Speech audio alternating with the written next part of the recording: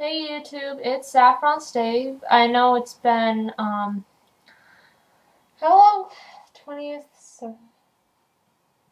however long it's been since the last time I did a video. I think it's been 20 days. I know I said I was going to be doing nurse's aide video. Obviously I haven't. I've been extremely tired. Obviously, and I've just, like, last week was crazy. I ended up going to Lake Compounds with my boyfriend. So much fun with him there because I got to yank his arm off while we were going through the haunted grave. Honestly, I wasn't really scared, but I know he likes it. And I kind of like his expression when he's trying to calm me down because he sounds so funny. Anyways, back to being a nurse's aide. Monday was crazy. I was on 1 East again. But that wasn't the bad part. The bad part was I came in, saw I was on 1 East. I was kind of bummed out about it, but at least I wasn't list 2 with Miss Drew. But where was I? Oh, I didn't have that list. I had list 3. That means after I get my people up, I have to make sure everyone is out by 4:45 because that's when I go downstairs with residents who are able to eat on their own. And we have a nice heritage. We have what's the name of it? A dining room downstairs for them, and they communicate, and a lot of them have conversations, and it's really nice down there. And it's a nice time because you see the community that we really have there, and it really you start to realize that it's not only a nursing home, it really is their neighborhood. And all the little rooms aren't really rooms, it's more like it's their house. And it's like all the other rooms are their neighbors, and it's just like being at home. And you only realize that in the dining room downstairs. But on Monday, it was about 3:30, and I was just about to get one of my horror patients up, and our nursing supervisor comes down and says, I need you upstairs. We have 4 people. That means they were down 2 staff. They were down 2 aides. Now, normally you'd be thinking, well, that's not a problem. But there's only 6 of us. And upstairs, you need 3 on 2 west alone. And you need at least 2 to not go insane on 2 east during the evening. Because there are just bells and bells and bells. So you need at least 5 people up there. And they only had 4. 3 on 2 west and 1 guy handling the east side alone. I am so beyond proud of him because he's a per diem. That means he's not there often enough to be used to it. He handled it so well. He was not like even close to breaking down, as I've seen some aides who are used to it handling it alone. And I got up there, and he looked so grateful that someone was finally up there with him, and we got to work right away. I worked on list 2, who was the woman who wasn't there yet. We didn't know at that point why she was late. No one could get a hold of her. About 4:15, the guy was replaced by a girl, and she asked me a couple of things on about 2 East because it is a little bit different than the others. It's our rehab wing. That means a lot of our residents are alert, a lot of them do stuff by themselves, and a lot of them call a lot of the time, which is why we need at least 2 aides on that wing. So we're stuck.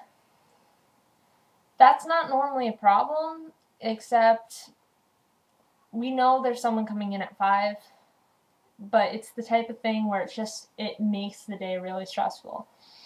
But about 15 minutes later, I just finished up with a couple of patients, and I'm walking up the hall, and I see this really angry person walking down the hall. You can see it on her face, and you can see her trying to calm down, and I think she's visitor for a resident, so I'm really worried I'm about to get yelled at. I don't like being yelled at. I don't mind if you have a problem. Please don't yell at me. All you have to do is tell me your problem. I'll do my best job to fix it. But please, do not yell at me because that makes me stressed out, that makes you stressed out, and it makes anyone who heard it stressed out. So that's a very stressful situation. But it wasn't a visitor. It was the aide who hadn't come in. At this point, I really don't know why it didn't come in. I didn't even know it was the aide who didn't come in until later on that night around 10 o'clock. But she's there. She sends me back downstairs.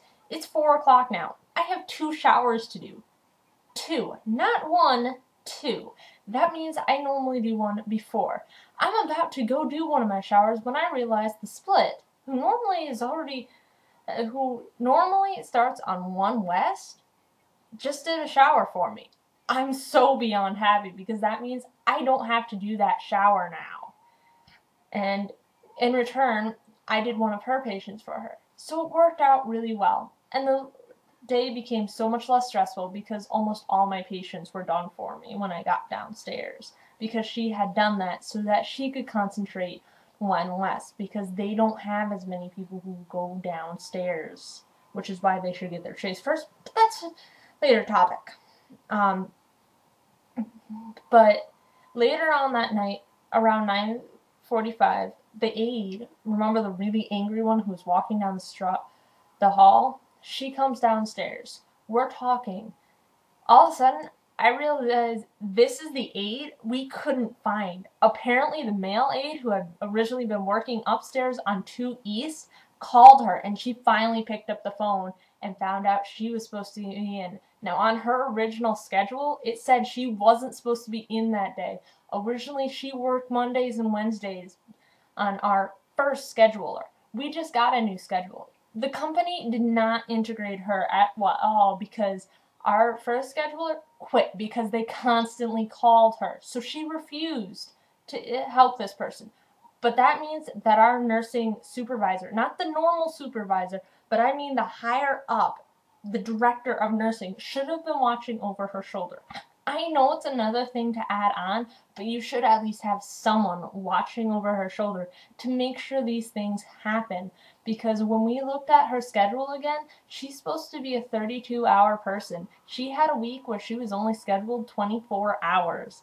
Now, this is not the schedule's fault as far as I'm concerned, because she was not taught how to do this, and she is not used to the job yet. Until the end of December, I will not hold her accountable because no one's watching over her as they did for me for a full month.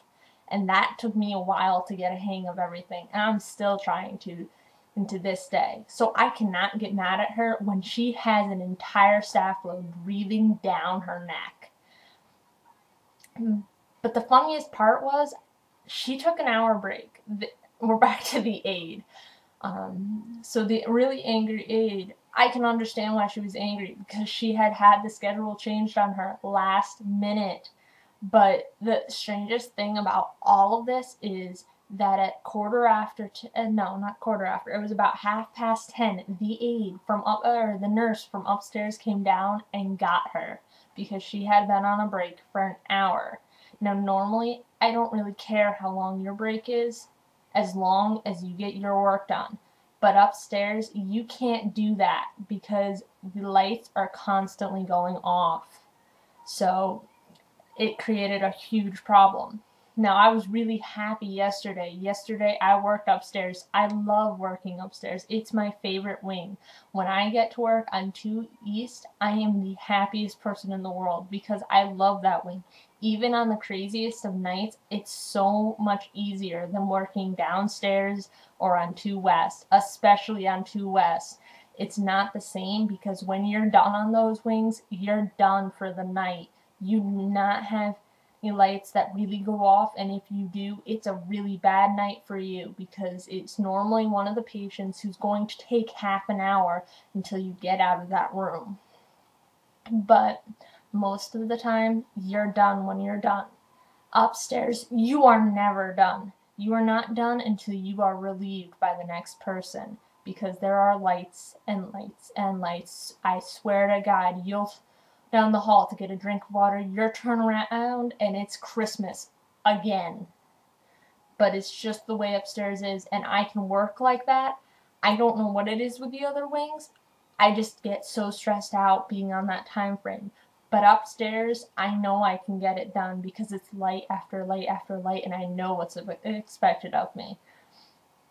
And it's actually been a really good week.